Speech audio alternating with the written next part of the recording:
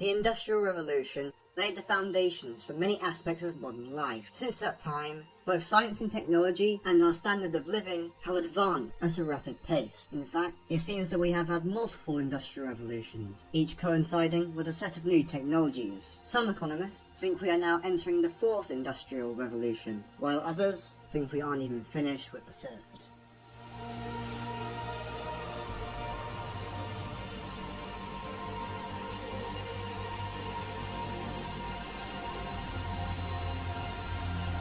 Greetings, and welcome to this installment. This will be my last video of the year, and kind of serves as a prologue for my new series. Today's topic is going to be what has been coined the Third Industrial Revolution.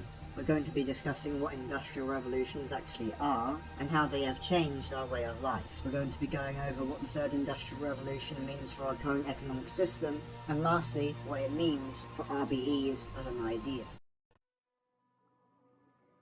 So firstly then, what is an industrial revolution? If you've read any books or watched any lectures by the economist Jeremy Rifkin, you'd notice he has a very clear and concise view of what defines an industrial revolution. Industrial revolutions are characterized by technical advances in three main areas: energy, transport, and communications. What preceded the first industrial revolution was the discovery of steam power, a new energy source. Thus, the steam engine was invented.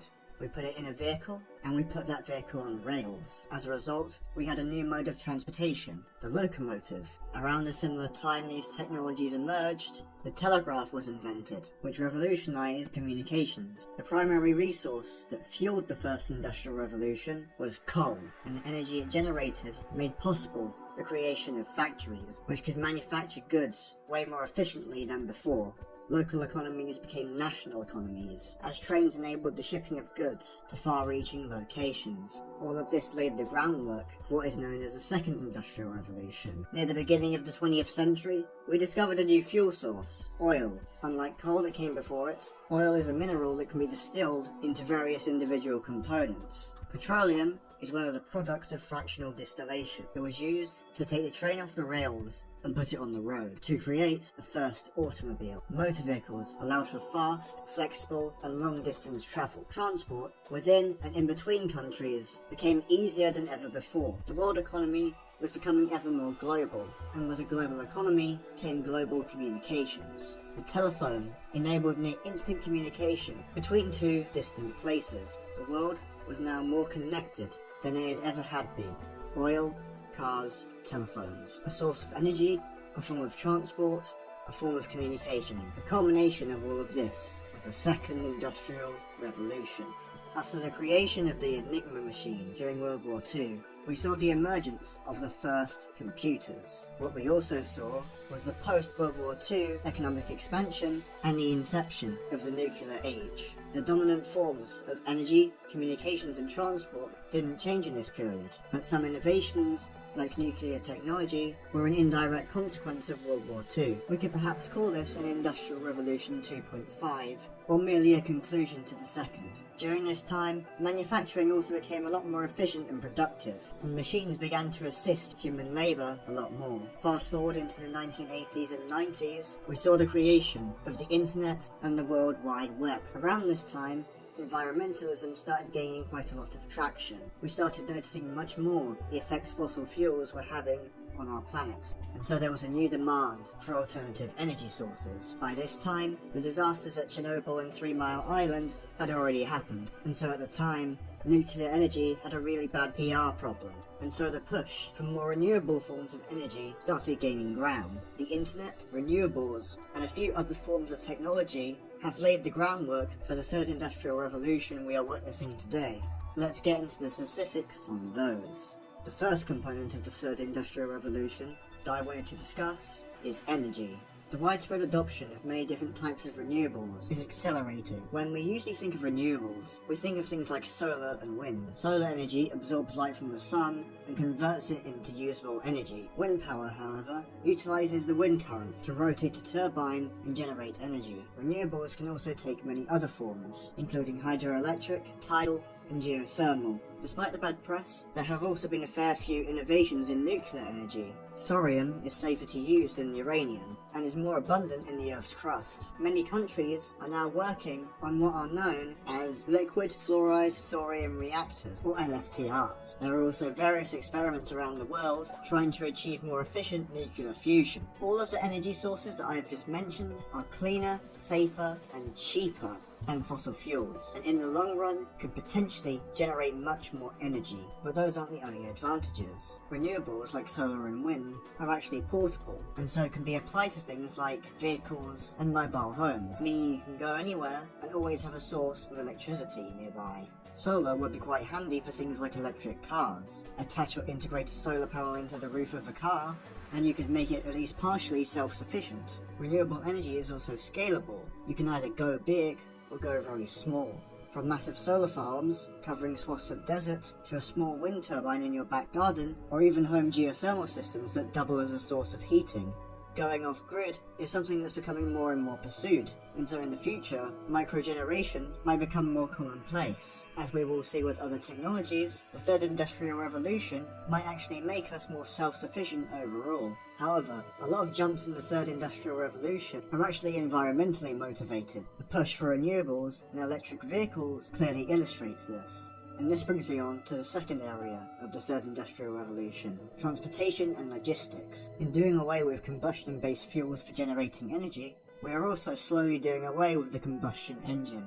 More and more vehicles are going electric, and many regions of the world plan on phasing out combustion engine-based automobiles by the middle of this century. But our transport isn't just being electrified, it's also being automated. Self-driving vehicles have gained quite the press recently, and it's not hard to see why. Proponents of the technology have often cited that self-driving vehicles are statistically safer than vehicles driven by humans. It would also provide more independence for those with disabilities.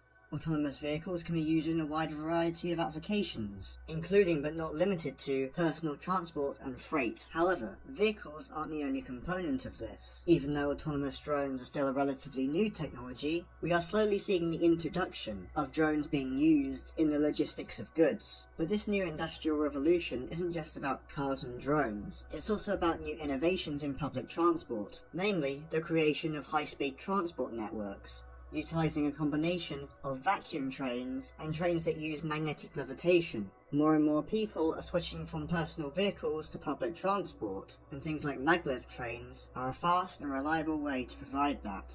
The communications component of the third industrial revolution has actually been with us for quite a while, but has adapted and evolved since its inception. I am of course talking about the internet. It has drastically changed how we communicate with each other, and also how we acquire goods and services. In the mid-2000s we saw the rise of social media, which since then has transformed our behaviour online. People can now more readily communicate with other people, even those they've never met. Web platforms such as forums allow people to have discourse with each other much more easily, and because of this, internet debate has become more commonplace. The internet also allows us to access a plethora of information that we couldn't have ever accessed before its existence. Information on just about any subject is freely and readily available, and this makes it a powerful tool for educational purposes. On the internet, people can access video tutorials about how to do something, or they can access scientific papers about new discoveries. Sites like Wikipedia provide an abundance of open source information that people can use. Continuing with this theme of instant access, many people no longer buy goods and services from traditional brick and mortar stores. Instead, people are acquiring the things they need online, whether it be grocery shopping, streaming movies, or acquiring other goods. Fast access to goods and services, instant access to information, and instant communication with anyone from around the globe. These three things are what defines the modern internet, an integral part of the third industrial revolution.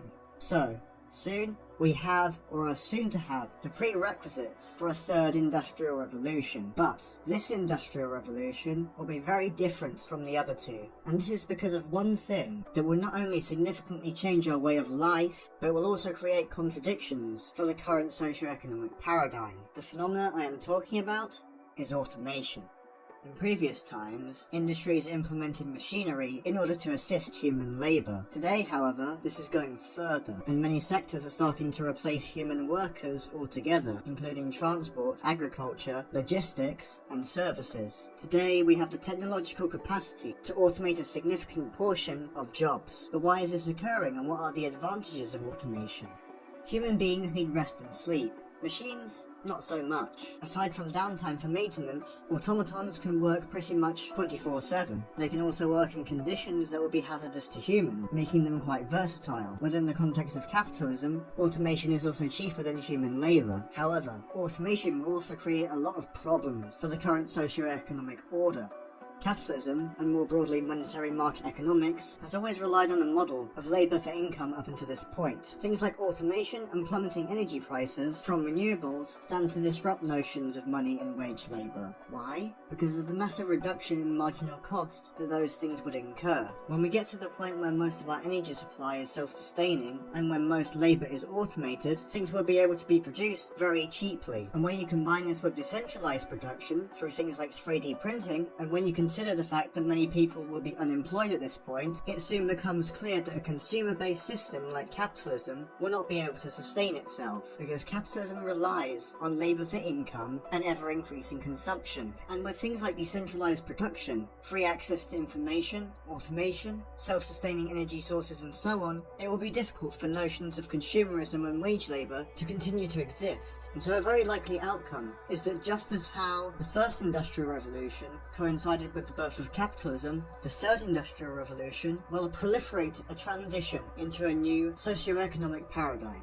This brings me to the final thing I wanted to discuss in this installment, and that is what the third industrial revolution means for ideas like resource-based economies. Simply put, the technologies gained from the third industrial revolution make RBEs a lot more practical and feasible. The modularity and scalability of renewables means they can be placed anywhere and can have a wide variety of applications and configurations. This, combined with advances in nuclear energy, makes satisfying our energy needs in a clean and sustainable way a lot easier. Advances in automation mean that in an RBE we can essentially mechanize most, if not all, mandatory tasks. Things like autonomous delivery drones will help out a lot in things like distribution, especially when you make use of things like AI and the Internet of Things. There might be a website where people can choose what products they need and then have their requests fulfilled from there. Maglev trains, subways, and monorails are fast and efficient forms of transport. Since magnetic levitation can permit speeds of up to hundreds of miles an hour, such could be an ideal replacement for most air travel, while things like monorails and autonomous taxis would be ideal transport solutions for short distance. When it comes to producing things, 3D printing will not only allow the decentralization of production, but will also allow production to be made open source.